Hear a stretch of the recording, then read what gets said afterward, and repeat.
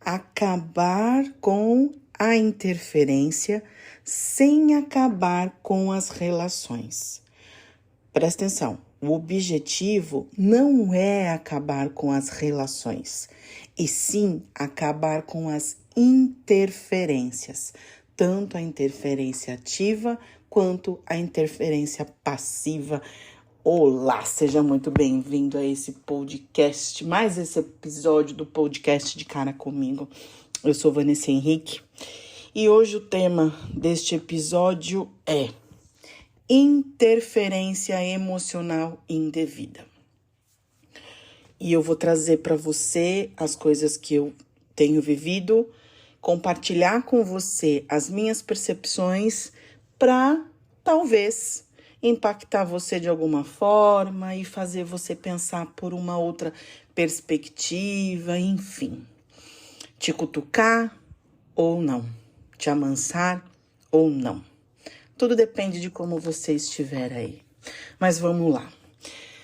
Em todo o processo terapêutico, eu fui percebendo que a grande questão, o grande problema que eu vivia era como eu me relacionava com as pessoas ou com as situações.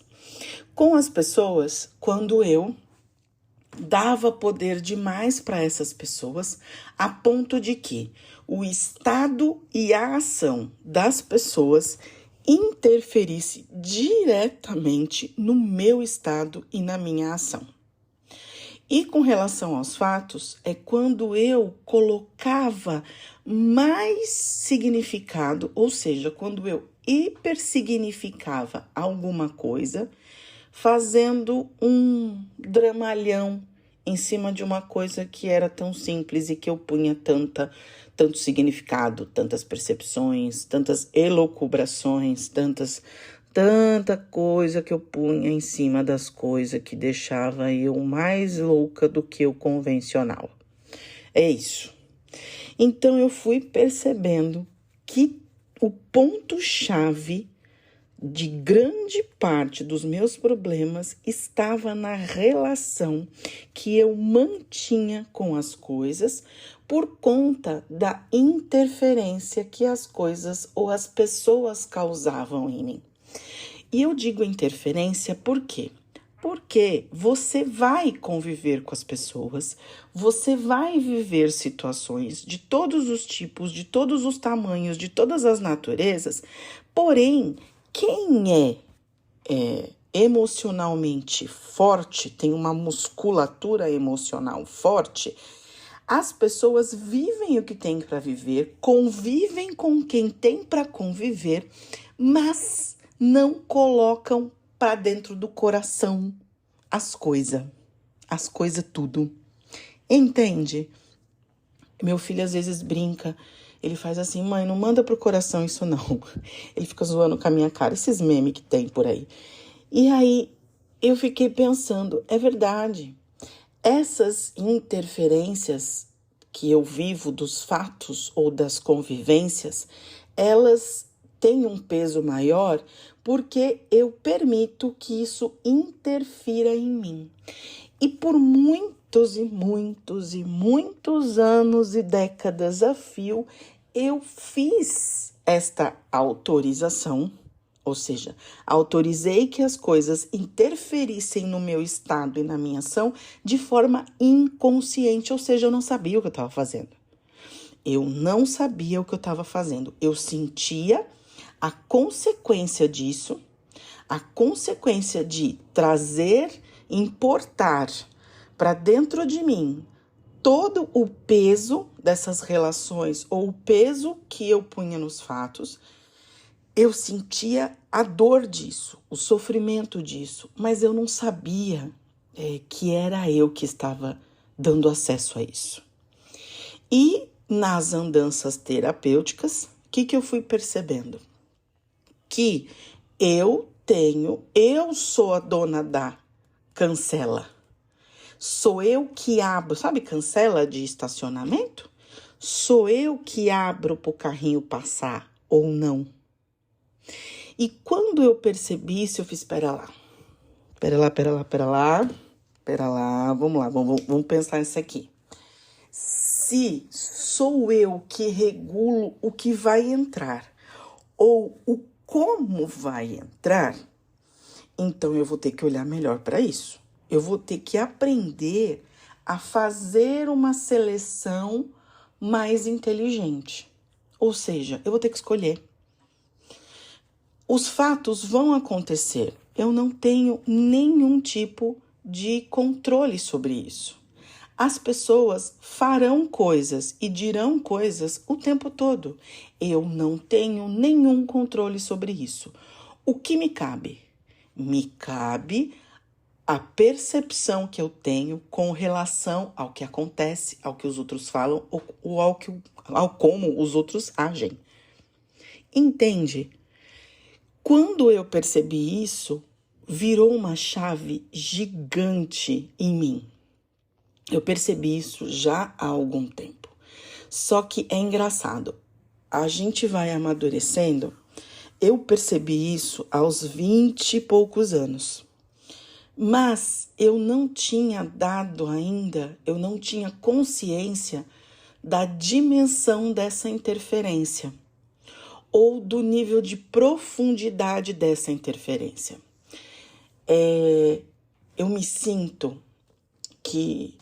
sinto explorando um prédio de 1000 andares.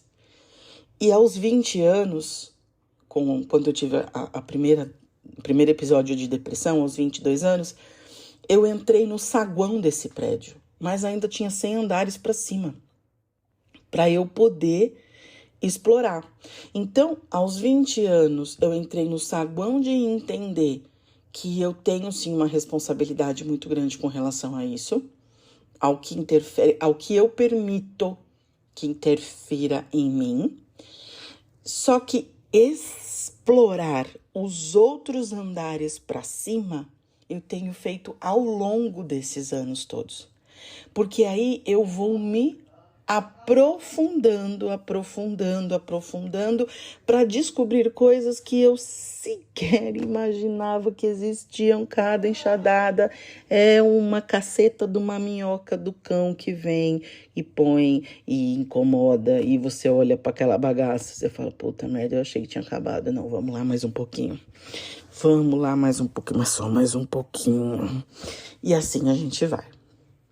E minha última descoberta, explorando o meu prédio de 100 andares, e eu não sei dizer para você nem qual andar eu tô, mas não me vejo no topo ainda. Nessas minhas andanças, o que eu percebi?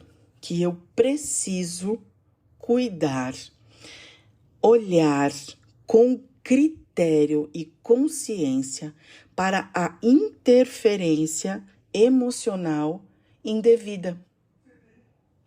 Por quê? E aí eu fui falando lá no começo. Tem a interferência emocional ativa e a passiva. A ativa é aquela que eu faço na vida dos outros. A passiva é aquela que eu recebo dos outros. E quando eu percebi isso, eu falei, caraca, então não é só o outro que interfere na minha vida, eu também interfiro indevidamente na vida do outro. E eu tenho que parar com as duas coisas. Eu preciso cessar a minha interferência emocional ativa e parar de ficar cuidando da vida dos outros. Achar que se eu não estiver no meio as coisas não andam. Achar que aquela pessoa precisa de mim para fazer aquilo, porque senão ela não vai dar conta. Achar que ninguém faz tão bem quanto eu. Isto é um padrão que eu tenho de interferência emocional ativa. Eu tenho isso e eu preciso ficar cortando esse meu padrão e trazendo para a consciência o tempo todo do tipo, bonita, presta atenção. O outro é capaz. Não se mete se você não for chamada. E se você for chamada, você vai na postura de apoio, apoiar o que a pessoa já está fazendo. Porque o outro tem que fazer por ele tem que cuidar da própria vida. Você tem que cuidar da sua, o outro tem que cuidar da dele. Ah, Vanessa, mas ele não vai conseguir. E eu também pensava isso. E vou dizer para você, é mentira. Ele não consegue porque tem quem faça. Ele não faz por ele porque tem um intrometido na história que faz. E o acomodado, que não tem até o momento a coragem de assumir e fazer por si mesmo, fica ali, acomodado. Só que o acomodado que olha alguém fazer o que ele devia estar fazendo, em algum momento ele vai culpabilizar esse intrometido por conta dessa intromissão, que é real. Então, eu precisei olhar para isso, porque eu achava que eu era salvadora. Ah, se eu não for lá e ajudar aquela professorinha sofrida, ela vai ficar lá jogada às traças. Não, ela consegue. O que eu posso fazer é, se ela pedir ou se eu ver algo muito grave acontecendo, de eu chegar para ela e dizer, temos um ponto aqui, o que você pretende fazer com isso? Você tem uma falha no seu trabalho. O que você pretende fazer com isso? Ou ela vem e traz para mim uma falha no trabalho dela e eu devolvo para ela perguntando: o que você pretende fazer com isso? Porque nisso ela vai pensar no que fazer e também vai conseguir escolher aonde que ela precisa de apoio. E aqui também eu aprendi a diferença entre ajuda e apoio. Eu percebia que o meu padrão de interferência ativo, eu ia muito com o discurso de eu tô aqui para te ajudar. E eu percebia que o ajudar era fazer por. Eu fazia pela pessoa e a pessoa ficava ali me olhando fazer coisas pela vida dela mesma. Ou seja, coisas que ela deveria estar fazendo. E aí eu descobri que quando eu vou para apoiar, eu apoio o que a pessoa está tentando fazer. Aquilo que ela está executando de mudança na vida dela.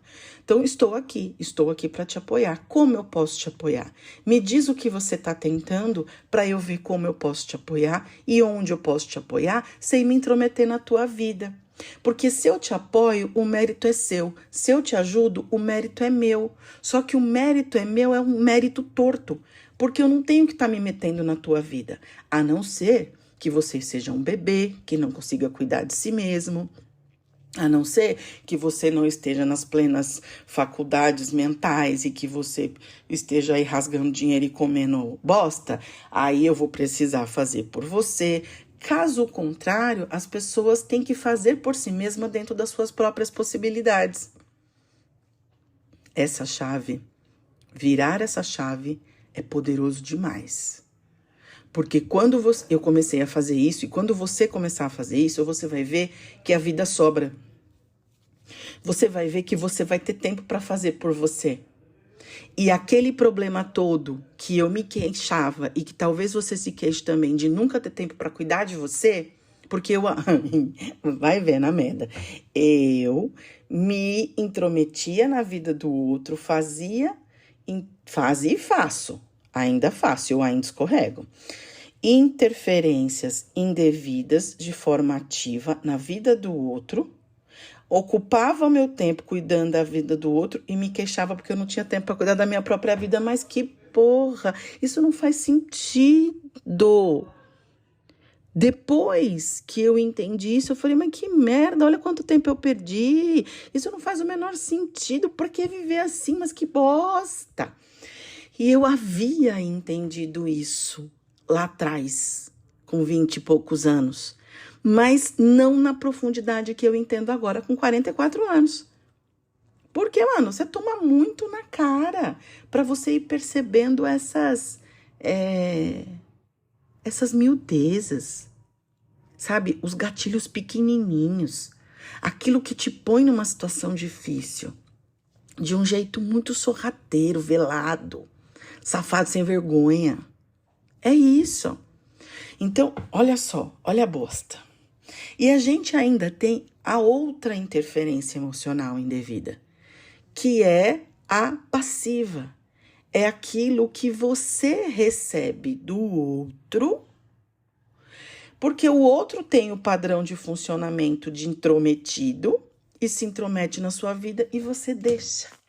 Ah, pode fazer, eu tenho preguiça mesmo. Ai, pode cuidar do meu relacionamento com meu marido, pode conversar com ele, porque eu tenho preguiça de conversar com ele. Não, pode dar bronca no meu filho, porque eu tenho uma preguiça de dar bronca nesse menino, já falei tantas vezes, não quero falar mais. Então, eu deixo o outro fazer aquilo que era pra eu estar fazendo. Só que o problema resolve? Não, não resolve. Aliás, o problema piora, porque aí eu tenho 2 problemas. Eu botei um ponto, um terceiro aqui, terceirizei um serviço que não dá para ser terceirizado, porque em algum momento eu vou ter que pegar isso para mim. Só que na hora que eu tiver que pegar isso para mim, porque esta conta chega, vai ter muita coisa. Esse novelo vai estar muito embrolhado para desembrolhar, entende? E aí, o tempo que eu achei erroneamente que eu estava ganhando, na realidade eu estava perdendo. Porque ninguém vai fazer por mim aquilo que é meu. Aquilo que eu tenho que fazer para cuidar da minha própria vida, ninguém vai fazer no meu lugar. Ponto. Ponto, é isso. Só que aí, quando eu percebi tudo isso, me veio um outro barato, muito louco na cabeça. Porque aí, você fala, porra, já que eu não sei me relacionar, já que eu interfiro na vida dos outros, eu sou uma bela de uma intrometida e ainda deixo as pessoas interferirem na minha vida e não ponho limite, não digo para elas, isso aqui é meu, sai fora. Isto aqui é meu, sai fora. Me respeita. Eu sou capaz. Como eu tenho essa dificuldade, eu não vou mais me relacionar, não. Vai todo mundo pra casa dos infernos. Quero saber mais disso, não. E aí, gente, não dá. O ser humano, ele as relações são necessárias, elas são inerentes, elas são essenciais para a nossa evolução. Então, o que é que está nesse pano de fundo? A grande chave mestra é você não acabar com as relações e sim acabar com as interferências, acabar com as interferências, não com as relações. E para isso, para conseguir fazer isso, eu costumei fazer um processo chamado de limpeza de núcleo. Como é que eu faço isso? Essa limpeza de núcleo, eu falo que é limpar o meu núcleo emocional. E quem é que tem que estar no meu núcleo emocional? Imagina você um núcleo, uma cebola, que tem o centro e todas as camadinhas, tá? Imaginou isso? No centro do seu núcleo, na sua cebolinha, tem de estar você. Eu preciso pôr a máscara em mim primeiro para depois colocar no amiguinho. Lá é as instruções do avião. Aí, eu preciso estar no centro desse núcleo. O primeiro cuidado é comigo. Eu tenho que cuidar de mim. Eu já sou adulta da relação. Não tem essa, quem vem cuidar de mim? Cuida você de você, pessoa adulta.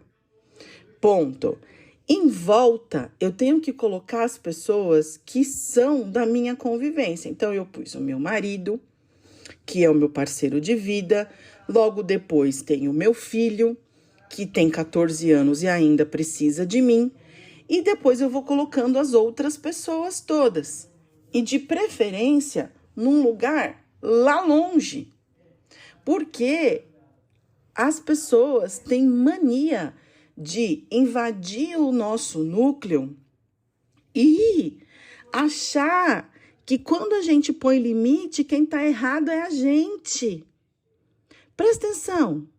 A partir do momento que eu escolhi me casar, ser mãe, ter um menino, criar um menino que agora está com 14 anos, os meus papéis principais nessa peça de teatro que chamada vida é esse.